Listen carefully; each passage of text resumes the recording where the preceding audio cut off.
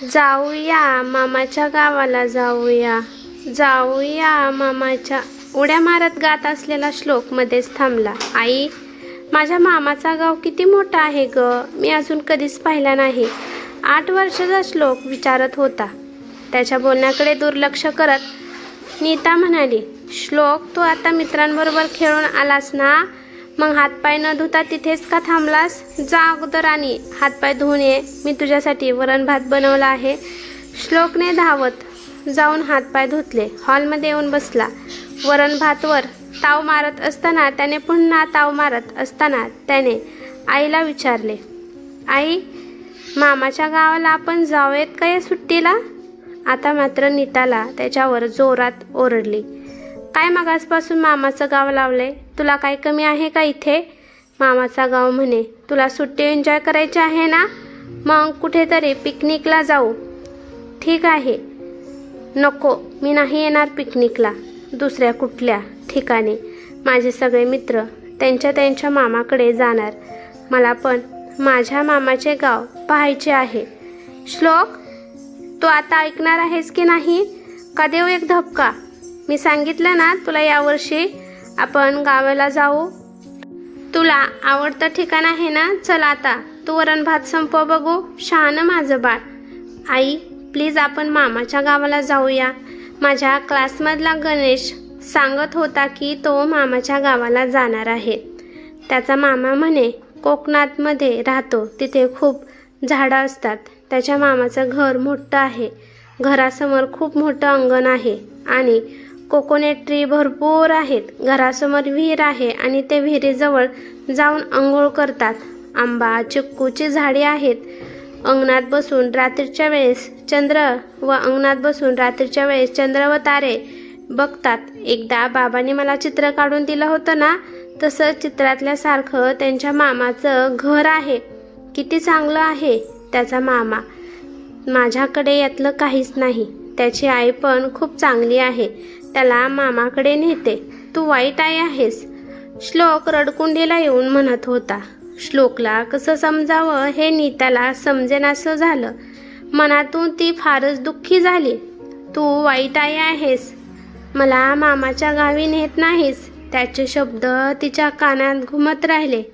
स्वतःच्या पिल्लाला मामाच्या गावाला जायची लागलेली ओढ दाबून ठेवताना तिचं काळीज तुटत होतं। या पोराने काय मनात खूळ घेतले आहे आणि त्याला आता कसं समजावू हे प्रश्न तिला त्रास देऊ लागले। ती विचारात गुंतून गेली। भूतकाळाच्या आठवणीने पुन्हा बहरून आली। लहान असताना तीही अशीच सुट्ट्या लागल्या की मामाच्या गावाला जायची। आयुष्यभर शिदोरी सारखा पुरून उरणाऱ्या आठवणी सारखा मामाचा गाव, प्रेमाचा ओलावा असणारा, नात्याची वीण घट्ट करणारा, कोणताही संस्कार वर्गात न जाता कळत नकळत संस्काराची खाण देणारा, साऱ्यांना हवा हवा असा वाटणारा मामाचा गाव तिच्या डोळ्यासमोर आला। निसर्गाचा बहर आलेली मायेची आजी, प्रेमाने धाकात ठेवणारे आजोबा, रोज गोडाधोडाचे करून घालणारी मामी, मामे भावंडात केलेली मस्ती, दंगा मज्जा आठवली। दरवर्षी मामाच्या त्याच गावाला जाताना नवलाई असायची। जांभळ करवंद पोटभर खायचे। दुपारच्या टायमाला बर्फाचा रंगीत गोळ्या खाऊन कलरफुल झालेली जीभ एकमेकांना दाखवताना लय भारी वाटायचे। त्यामुळे कधी सर्दी खोकला झाला नाही किंवा पंखे नसलेल्या त्या मामाच्या कौलारू घरात हॉलमध्ये सगळी मावस भावंड एकत्र छान झोपायचो। गरमीचा त्रास कधीच जाणवला नाही। श्लोकला हा आनंद ती देऊ शकली नाही याची तिला खंत वाटून तिचे डोळे भरून आले। राग भीती मनात ठेवून फक्त एका गोष्टीमुळे तिच्या आईवडिलांनी तोडलेले नाते तिने मनात असूनही पुन्हा जोडण्याचा प्रयत्न केला नव्हता। आठवण तर सतत होती, पण ती आठवण मनाच्या कोपऱ्यातून बाहेर व्यक्त झाली नाही की मायेच्या मिठीत ओथंबली नाही। 2 पावले मागे सरून आईच्या कुशीत जाऊन का नाही मी व्यक्त झाले? कदाचित बाबांचा राग श्लोकला पाहून लोण्याचा गोळा झाला असता। मी चुकले, खूप चुकले याची खंत वाटून नीताचे डोळे भरून टपकू लागले। नीता पुन्हा एकदा आठवणीत गेली। जवळपास 10 वर्षापूर्वी मराठी कुटुंबातल्या नीताने जातीबाहेरच्या राकेशची घरच्यांचा विरोध पत्करून प्रेमविवाह केला. लग्नानंतर वडिलांचा आशीर्वाद घेण्यास ती गेली तेव्हा बाबांनी त्रागा केला. घरात तर घेतले नाहीच, वर म्हणाले, आलीस तशीच इथून चालती हो. आजपासून तू आमची कोणी नाहीस, तू आमच्यासाठी मेलीस. तुझ्या नावाने अंघोळ करतो. असं बोलून त्यांनी अंगणासमोर असलेल्या विहिरीचं पाणी काढून अंगावर शिवशिव करत अंगावर ओतून घेतलं. राकेशला आणि नीताला जवळजवळ त्यांनी हाकलून दिलं. त्यानंतर ती पुन्हा कधी माहेरी गेलीच नाही. बऱ्याचदा राकेशने तिला जाण्यास सांगितले, पण तिचा इगो आड आला. आपल्याला हाकलून दिलं याचा राग तिच्या मनात होता. त्यामुळे तिने कधी बोलण्याचा किंवा माहेरी जाण्याचा प्रयत्न केला नव्हता. पण आज इतक्या वर्षानंतर श्लोकसाठी तिला माहेरची ओढ लागली होती. काय झालं तरी, कोणीही कितीही बोलले तरी श्लोकला या वर्षी मामाच्या गावी घेऊन जायचं म्हणजे जायचं. तिने अगदी मनोमन ठरवून निर्णय पक्का केला. लगेच ती श्लोकच्या खोलीत गेली. श्लोक हिरमसून झोपी गेला होता. त्याच्या केसावरून गालावरून हात फिरवत ती त्याला म्हणाली की, ए पिल्लू, चल उठ, पाहू आपल्याला मामाच्या गावी जायचंय ना, बॅगा भराय घे. आणि हो, आताच मार्केटमध्ये जाऊया आणि नवीन कपडे आणूया. आता मात्र श्लोकचा राग कुठे पळून गेला होता. त्याने टुनकन उडी मारून आनंदाने नाचायला चालू केलं. त्याचा उत्साह पाहून तिलाही मनोमन नाचावंसं वाटू लागलं. लगेच तिने राकेशला फोन करून तसे सांगितले. ट्रेनची तिकीट बुक करायला सांगितले. ठरलेल्या दिवशी तिघेही ट्रेनमध्ये बसले. प्रवास सुरू झाला. यापूर्वी अनेक वेळा श्लोकने ट्रेनमधून प्रवास केला होता, तरी आजची झुकझुक गाडी त्याला वेगळाच आनंद देत होती. खिडकीतून बाहेर पाहताना श्लोकला फार मजा येत होती. गाडी गावाकडे जाताच निसर्गाचे सौंदर्य दिसू लागले. उंच उंच डोंगर, कितीतरी बोगद्यातून जाणारी गाडी, लांबवर पसरलेली शेती, मध्येच एखादा गुराखी दिसत होता. वेडीवाकडी वळणे घेत चाललेली नदी, तिचं स्वच्छ पाणी बघून श्लोकला वेगळाच आनंद वाटत होता. आपल्या आई बाबांना अनेक प्रश्न विचारून भांडावून सोडत होता. कुठच्याही कॅम्पला न जाता त्याला सगळं अनुभवता येत होतं. स्टेशनवर उतरल्यावर पुढचा प्रवास बसने केला. मामाचा गाव आला बघ म्हणत नीताने श्लोकला बसमधून उतरण्यास सांगितले. बसमधून उतरल्याबरोबर द्राक्षेच्या बागा दिसल्या. बाजूला उंच उंच डोंगर, मधूनच सूर्याची दिसणारी तिरपी किरणे, बागातून पाटाचे झुळझुळ वाहणारे पाणी, पक्ष्यांचा किलबिलाट, मोठी आंब्याची झाडे, त्या झाडावर पिकलेले आंबे खात बसलेली माकडे, रस्त्यावर पडलेली जांभळाची आरस. श्लोकच्या स्वप्नातल्या मामाचा गाव आज सत्यात दिसत होता. बऱ्याच वर्षांनी आलेल्या नीताला या पाहिलेल्या गोष्टींची नवलाई वाटत होती. निसर्गाचे देखणे रूप पाहून सुखावलेले ते तिघे मामाच्या घरी कधी पोचले ते कळलेच नाही. समोर माहेर घर दिसताच नीता मनातून थोडी घाबरली, तरी श्लोकला म्हणाली, बाळा, हे तुझ्या मामाचे घर. ज्या आनंदाने आपल्या माहेरच्यांना कोणतीही सूचना न देता आला आहोत, तो आनंद टिकून राहील की नाही अशी भीती वाटू लागली. सगळा धीर एकवटून तिने अंगणातून हाक दिली, आई, बाबा. तशी घरातील सगळी मंडळी बाहेर आली. आई, बाबा, दादा, वहिनी आणि त्यांची 2 मुले, अर्थात कावेरी आणि दीपक. दीपक 12 वर्षाचा तर कावेरी 10 वर्षाची. तिच्या लग्नाच्या वेळी कावेरी 1 वर्षाची होती. आता केवढी मोठी झाली, किती गोड दिसते. नीता मनातल्या मनातच म्हणाली. बाबा सोडून सगळी मंडळे सुरात म्हणाली, नीता, असे अचानक आलात? आईचे तर डोळे भरून आले. श्लोकला जवळ घेत ती त्याचे पटापटा मुके घेऊ लागली. वहिनीने धावतच स्वयंपाकघरातून भाकर तुकडा आणला आणि तिघांच्या डोक्यावरून फिरून नजर काढली. पायावर पाणी ओतले आणि घरात प्रवेश करण्यास सांगितले.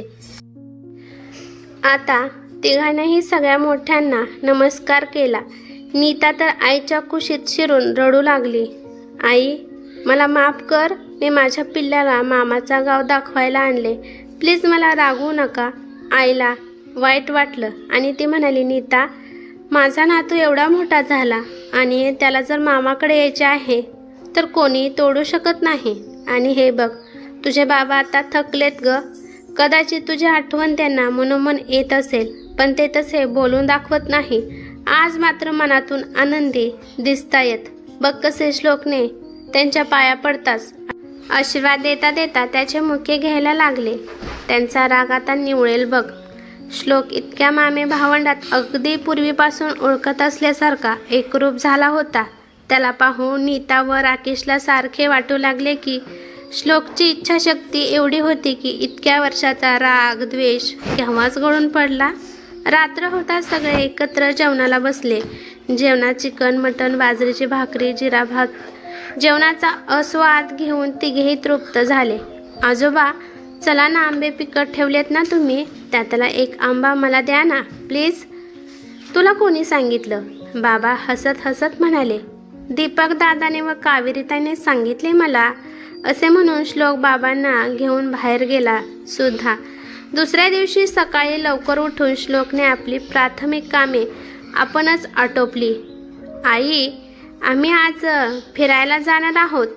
टी शर्ट अंगात घालत असताना श्लोक बोलला. अरे पठ्ठ्या, म्हणजे अगोदरच नियोजन करून ठेवलं तर, राकेश म्हणाला. तोपर्यंत गावातील दूरच्या काकांची नातवंड, कावेरीची मित्रमैत्रिणी सगळे जमा झाले. खिल्लारी बैलाची जोडी गाडीला जुंपून रामोगडी शेताकडून आला. सगळी चिलीपिली गाडीत बसली. श्लोकने हुर्रे करत आरोळी ठोकली. बैलांच्या गळ्यातले घुंगरू वाजू लागले आणि श्लोकची भटकंती चालू झाली. नीता आई वहिनीबरोबर स्वयंपाक करायला मदतीला लागली. कितीतरी वर्षांनंतर ती अशी नात्याच्या गोतावळ्यात वावरत होती.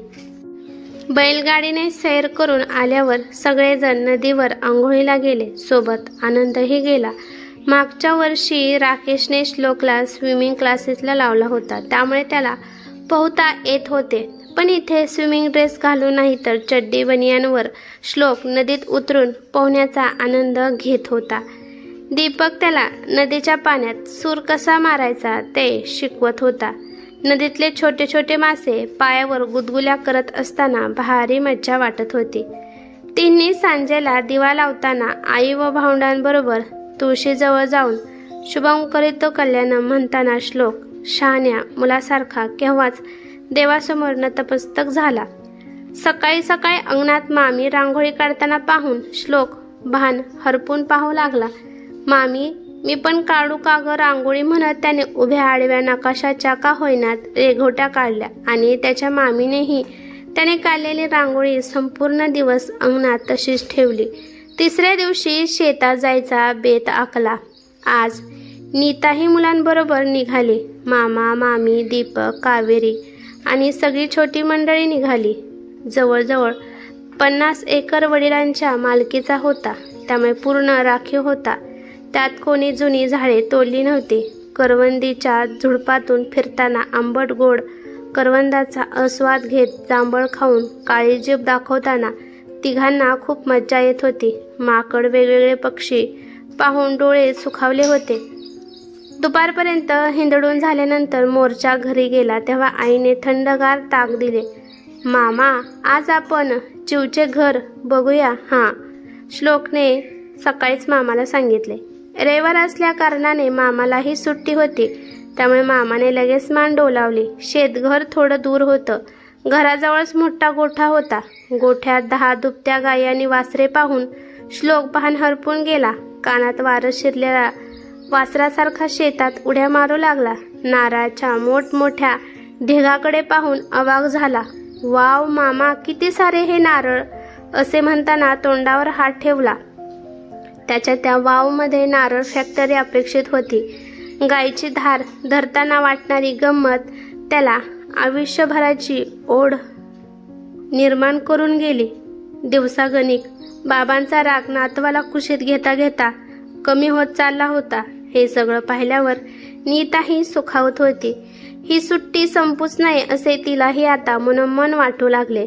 या सुट्टीत श्लोकने केलेली धमाल, खाणं पिणं, खेळ, गमती जमती, नदीत पोहणे, शेताची सफारी, चिंचा, बोरं खाणं, या सगळ्यातून 8 वर्षात जेवढे संस्कार श्लोकवर झाले नाही ते एका सुट्टीत मामाच्या गावाला आल्यामुळे झाले याचे मनोमन समाधान तिला आणि राकेशला वाटत होते.